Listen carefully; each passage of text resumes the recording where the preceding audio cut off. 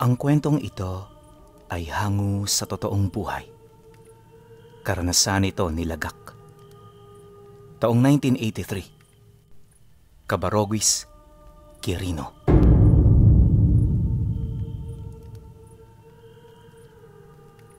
Noong mga panahong ito, mag-iisang taon pa lamang sa Cabarroguis ang pamilya ni Lagak. Ayon sa kanya, na nung marating nila ang lugar na yon, wala pa roon gaanong tao. Payak ang pamumuhay at higit sa lahat, liblib ang lugar.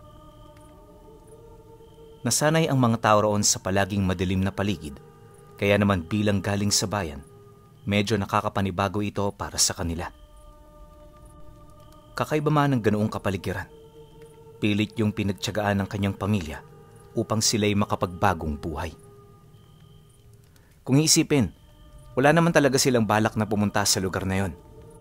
Ang kaso lang, dahil sa isang pagkakamali ng kanyang ama, kung kaya't wala na silang nagawa kundi ang lumipat. Nagkanda leche-leche na rin noon ang kanilang mga negosyo, kaya bago pa man sila maubusan ng salapi, humanap na sila ng paraan upang ito ay matakasan. At ang nakita nilang solusyon para sa lahat ng yon ay ang lumipat sa lugar na kinalimutan ng kanyang ina. Nakakatakot sa una, pero nung marating nila ito, kahit papaano ay nasanay na rin sila. At sa mga unang araw ng kanilang pananatili, pinagtuunan nila ng pansin ang pagpapaayos ng bahay na kanilang tutuluyan. Sa tulong na rin ng kanilang mga kadugo, kung kaya't naging mabilis ang progreso hanggang sa pwede na yung tirahan. Magmula noon, dito na nila sinimulang pagtuunan ng pansin ang mga bagay na pwede nilang pagkakitaan. Nasa dugo ng kanyang ama ang pagiging negosyante. Pero dahil sa kawalan ng mga naninirahan sa baryo, di rin ito nagtagal hanggang sa nagpasya sila na magsaka na lang upang merong makain sa araw-araw. Lumipas ang mga araw, linggo at buwan. Ramdam na ramdam nila ang pag-iba ng kanilang mga buhay. Madalas madadatnan mo silang nasa bukid, abala sa paggapas ng mga kamote at saging tuwing anihan. At kapag gapasan ng palay, kung saan-saan sila dumadayo, para lamang makalikom ng sapat na bigas na magtatagal lamang ng ilang buwan. Ganon at ganon palagi ang kanilang ginagawa, hanggang sa tuluyan na nilang nakalimutan ang kanilang mga nakaraan. Ngunit lingid sa kanilang kaalaman, na kahit sila'y nakalimot na, nananatiling sariwa sa mga taong nagawa nila ng masama ang lahat ng kanilang mga kasalanan. Hindi naglaon, nang maramdaman ito ng baryo, nagdesisyon na itong komprontahin sila ukol dito. Isang hapon, habang nagpapahinga sila sa labas ng bahay, may nakita siyang 4 katao na paparating. Pagsilay niya sa mga ito, agad naman niya yung inilahad sa kanyang ama, gawa ng nakakasiguro siya na meron itong kailangan sa kanila. Bukod kasi sa sila lang ang taong naninirahan doon, madalas ding wala roong dumadaan lalo na kapag hapon, maliban na lang kung meron itong sadya sa kanila.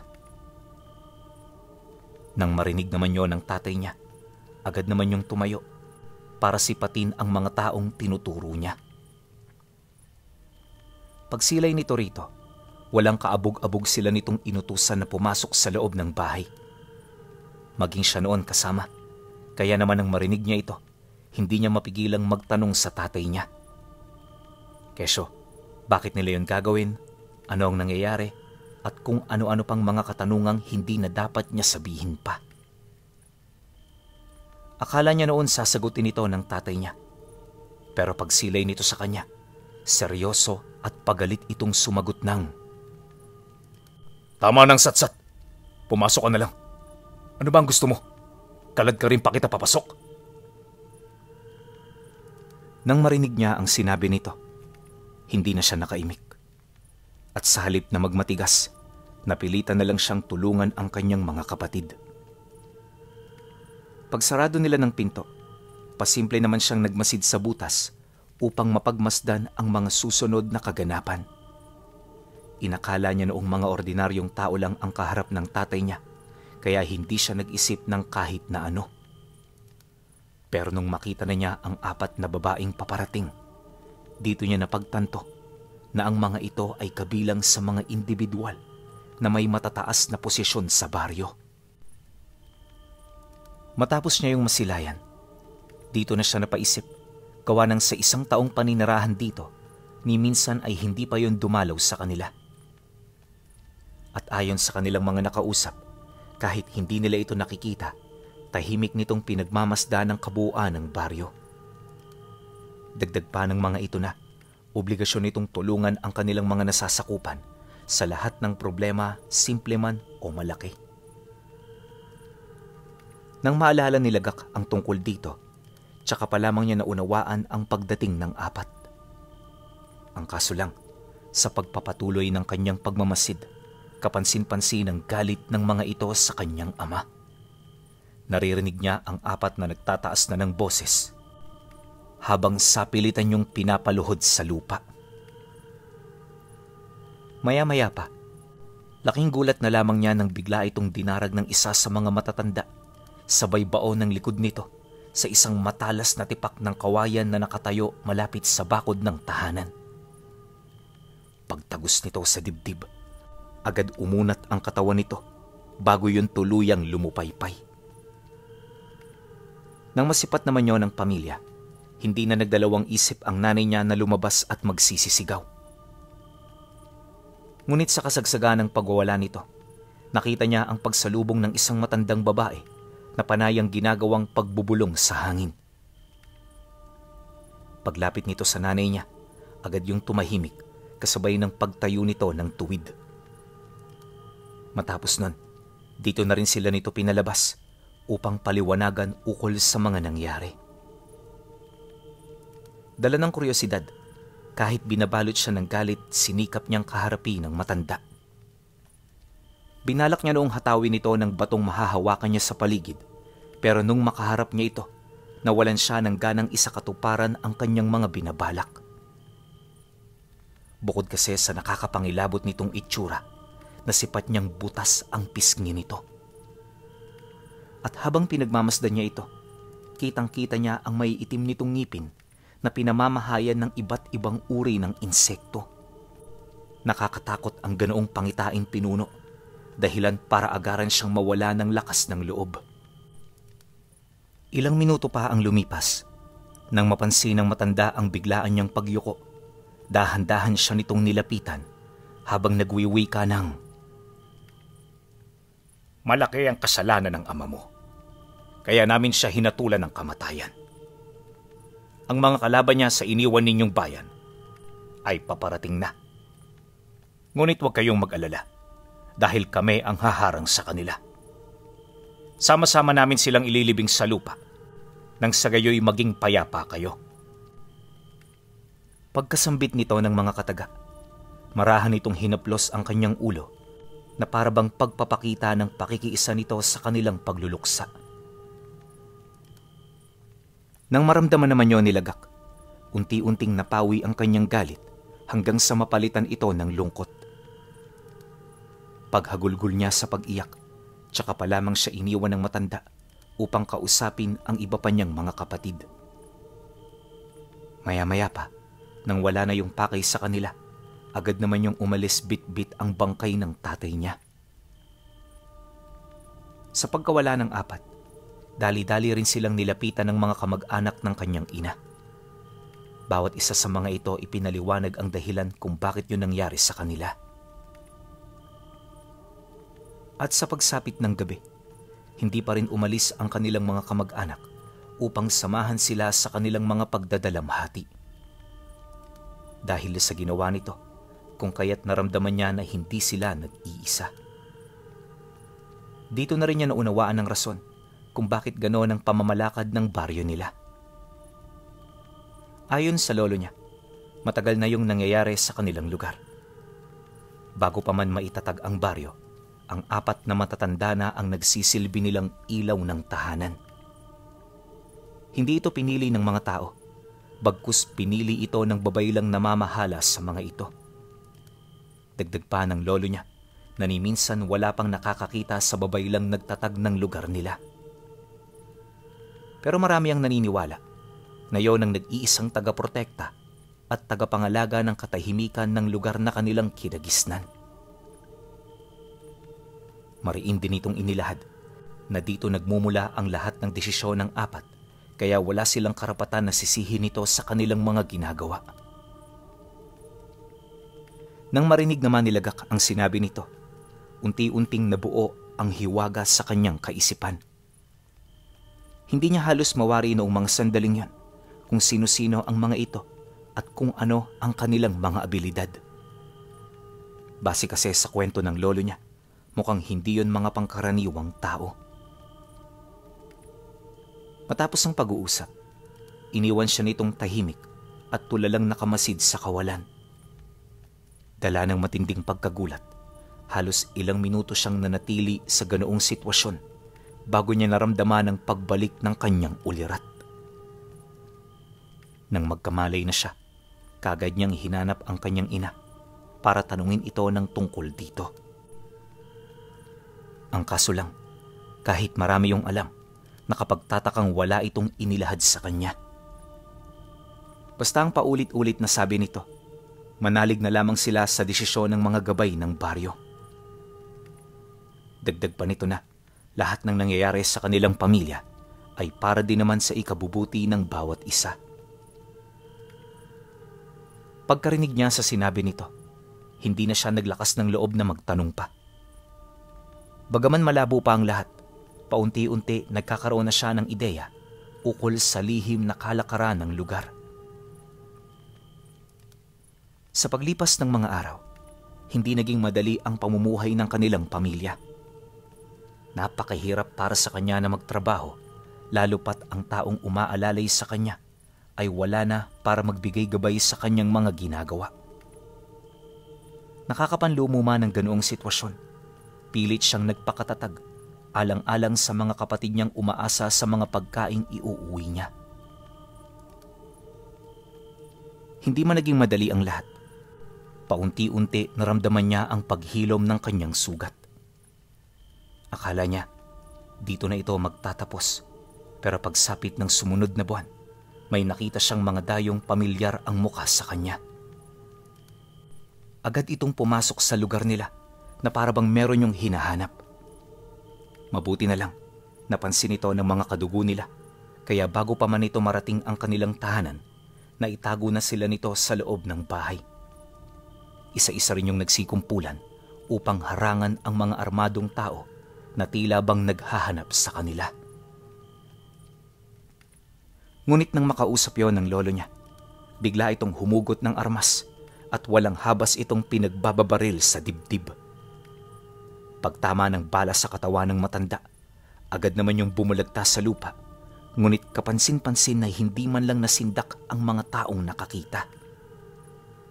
At sa halip na magsitakbuhan para iligtas ang kanilang mga sarili, nanatili lang itong nakatayo na para bang hindi na bago sa kanila ang ganoong sitwasyon. Kaya naman ang masipat ito ng mga dayo, hindi nila mapigilang mabahala.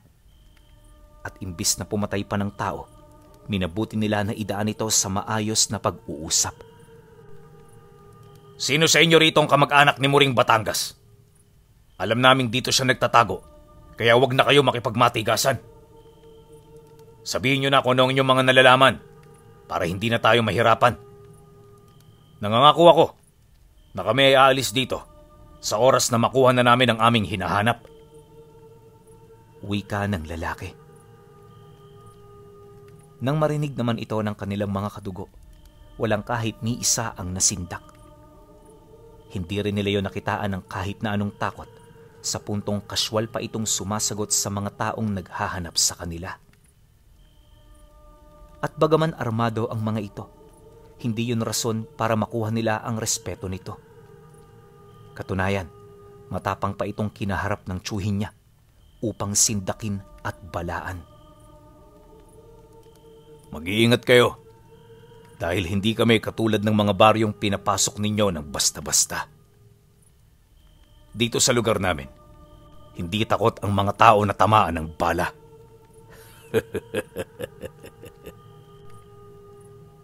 Pagkasambit nito ng mga kataga, laking gulat na lamang ng mga dayo nang biglang tumayo ang kanyang lolo. Isipin ninyo tinamaan na ng bala ang delikadong parte ng katawan nito, pero nakapagtatakang meron pa rin itong lakas na tumayo. Sa sobrang takot niya, bigla siyang napaupo sa kinasisilipan niya. At sa puntong yon, halos hindi siya makapaniwala sa kanyang mga nakita. Kaya upang makasiguro, ipinagtanong niya ito sa kanyang ina. At nung marinig nito ang kanyang sinabi, laking gulat na lamang niya nang kumpirmahin ito ang kanyang nakita. Bagay na mas nagpakakababa sa kanya. Matapos ang pangyayaring yon, doon na nagkagulo ang mga dayo. Paulit-ulit na itong nananakot sa mga tao, ngunit nakapagtatakang hindi man lang yun natitinag sa kanila. At sa halip na kabahan, mas lalo pa yung lumapit upang makipagsindakan. Dala ng pagkabahala ng mga taong yon, nagmamadali na itong lumabas ng baryo habang walang habas na pinagbababaril ang mga taong pilit na humaharang sa kanila. Maya-maya pa, nang makalabas na yun sa lugar, tsaka niya nakita ang pagbabalik ng mga taong pumurotekta sa kanila. Pagbukas nito ng pinto ng bahay, nakita niya mismo ang lolo niya na abala sa pag-alis ng mga nakabaong bala sa katawan. Kahit tumutulo ang maraming dugo, nakapagtatakang hindi yun nakakaramdam ng hapdi at kirot. Dahil sa pangyayari, naglakas loob siya na lumapit sa kinaroroonan nito. Pagharap nilang dalawa, inilahad sa kanya ng matanda ang tungkol sa pagkakaroon ng mahabang buhay ng mga tao roon. Dagdag pa nito na, hindi sila basta-bastang napapatay ng kahit na anong sandata dahil na rin sa bisa ng orasyong pumoprotekta sa kanila. Mariin din itong inilahad sa kanya na sa utos ng babaylan nila, pwede silang magpalit ng anyo kung ito ay kinakailangan. Pagkarinig niya sa sinabi nito, di naman siya nakaimik kasi wala naman siyang ideya sa mga ganoong bagay. Inakala rin niyang istorya lamang ito ng lolo niya, pero ang hindi niya inaasahan, totoo pala ang lahat ng ito. Kinagabihan, habang naghahanda sila ng hapunan, napansin niya ang mga ingay sa labas ng bahay.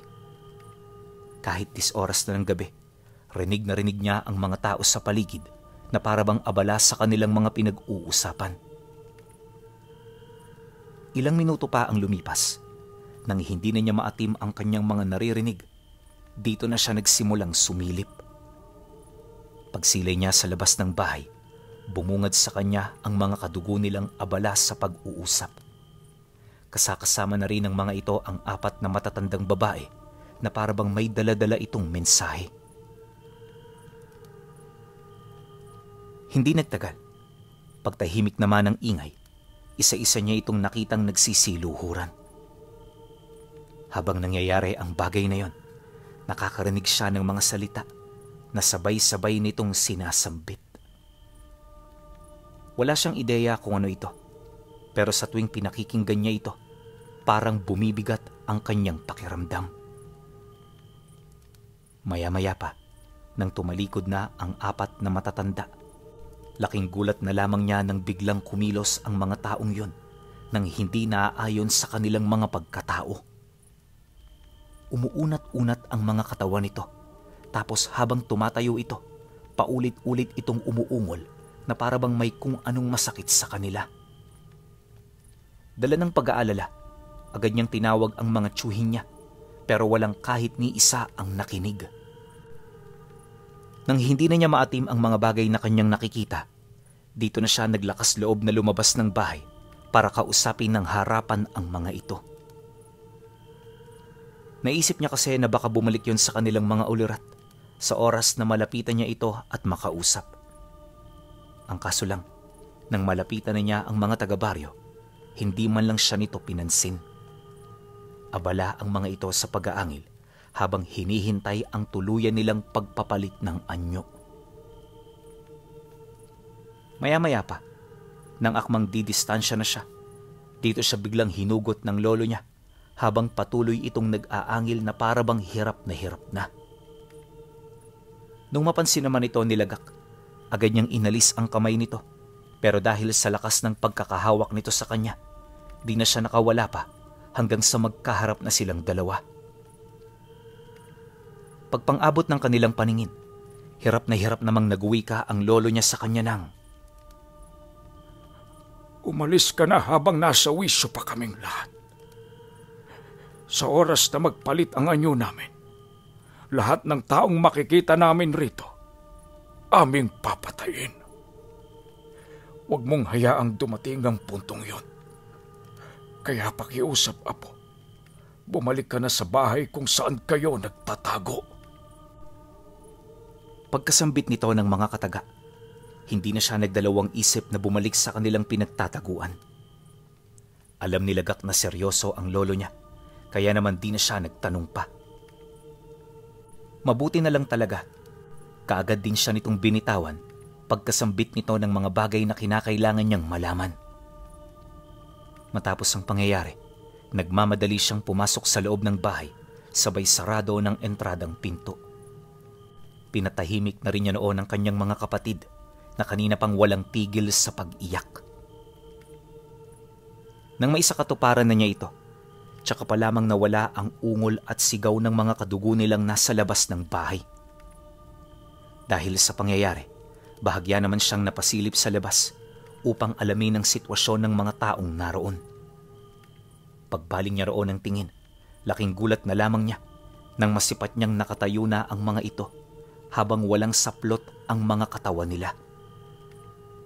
Nanggigitatari ng katawan nito sa mga ipinahid nilang langis na sa tuwing nasisinaga ng buwan, para bang kumikinang. Matapos naman niya yung masilayan, unti-unti siyang nilamon ng takot at pagkasindak. Naniniwala siya na sa mga oras na yon, wala na sa sarili nilang mga ulirat ang mga taong nakikita niya. Pag-alulong naman ng mga aso sa paligid, doon niya nakita ang pagsiuslian ng malalapad nitong mga pakpak. Sa kasagsagan ng ganoong proseso, sinabayan ito ng pagtulo ng kanilang mga dugo na parabang hindi normal ang ganoong pagpapalit ng anyo. Panaka-naka na rin ang pag-angil ng mga nilalang na parabang hirap na hirap yon sa ganoong sitwasyon. Ilang segundo pa ang lumipas nang magkaroon na ng lakas ang kanilang mga pakpak. Dito na nila ito ikinumpas hanggang sa nagawa na nilang makalipad. Kalaunan, nang tuluyan na itong makalayo, doon pa lamang unti-unting bumalik ang katahimikan. Nung medyo kumalma na ang nararamdaman niya, tsaka pa lamang niya binalikan ng kanyang mga kapatid na patuloy pa ring umiiyak ng pahikbi. Di naman niya alam kung paano yun patatahanin, kaya pilit niya yung niyakap habang kinakausap. Pagsapit ng sumunod na araw, ramdam nilang hindi na normal ang lahat ng nangyayari sa baryo. Si Lagak noon, nag-aalangan ng lumabas. Mabuti na lang napayuhan siya ng kanyang ina. Ayon sa nanay niya, wala silang dapat na ikabahala dahil lahat ng nakatira sa baryo, kaibigan at kadugo nila. Dagdag pa nito na, panahon na lamang ang makapagsasabi kung kailan sila rito makikipag-isa. Nang marinig naman niya ang tungkol dito, nagkaroon siya ng ideya ukol sa mga posibleng nalalaman ng nanay niya. Gayunpaman, para hindi siya makaramdam ng kalituhan, iniwasan na lamang niya itong tanungin. Maging siya man kasi, aminado na ayaw niyang mapabilang sa ganoong dugo. Ngunit nang masipat ng kanyang ina ang pagdududa sa kanyang sarili, nagkusa itong lumapit sa kanya para payuhan siya. Tanggapin mo kung ano ang para sa atin, anak. Mapapaganda nila ang buhay natin at hindi na natin kailangang magtiis pa. Wika ng kanyang ina. Nang marinig niya ang sinabi nito, nakaramdam siya ng matinding kilabot sa katawan. Sa puntong yun kasi pinuno, may kutob siyang nakapagpasya na ang nanay niya. Ang kaso, kahit matinding kapangyarihan ang iniaalok nito, alam niya sa kanyang sarili na hindi niya yun basta-bastang matatanggap. Kinasusuklaman niya ang pagyakap sa ganoong abilidad sa kadahilan ng alam niya na hindi yun pang Panginoon. Pagkatapos ng pag-uusap nila ng nanay niya, dito na siya palihim na gumawa ng aksyon. Batid niya na hindi na magbabago ang isip nito. Kaya naman hanggat may pagkakataon pa, kinumbinsi na niya ang mga kapatid niya. Ngunit sa kasamaang palad, hindi yun umubra sa kadahilanang mas nais ng mga itong sumama sa kanilang ina kahit ang landas na tinatahak nito ay para sa ikasasama nila. Dahil sa desisyon ng kanyang mga kapatid, naisip niya na mas mainam na iligtas na lang niya ang sarili niya. Ang kaso bago niya ito magawa, kailangan niya munang makiramdam sa baryo nila. Ayon kay Lagak, 1 linggo siyang nagmatsyag kung saan habang ginagawa niya ito, nakita niya ang mga karumal-dumal na gawain sa baryo. Tuwing gabi habang nagpapahinga ang karamihan, talamak ang nangyayaring pagkakatay sa mga labi ng taong kanilang napaslang. Nadiskubre rin niya ang kulungan ng mga tumutugis sa kanila na kasalukuyang nakatago noon sa abandonadong bahay. Nung masipat niya ito, agad niya yung nilapitan para matingnan ang kanilang kalagayan.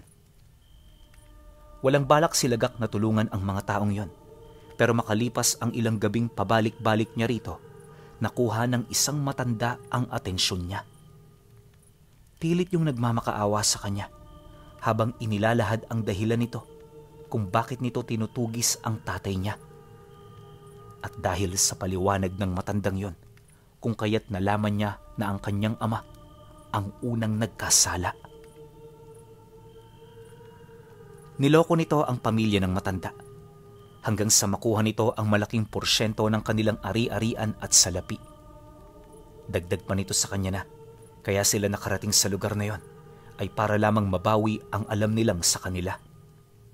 Nabanggit din ito na dahil sa kanilang kalagayan, isang bagay na lamang ang hinihingi nito at yon ay ang ligtas na makauwi sa kanilang tahanan. Nakahanda rin yung magbigay ng pabuya kay Lagak sa oras na magawa sila nitong matulungan. Ang problema, alam niya na hindi ito madaling mangyari. Imposible na mailigtas niya ang lahat ng bilanggo dahil sa oras na yon ay ginawa niya, maaalarma ang lahat ng nilalang sa baryo.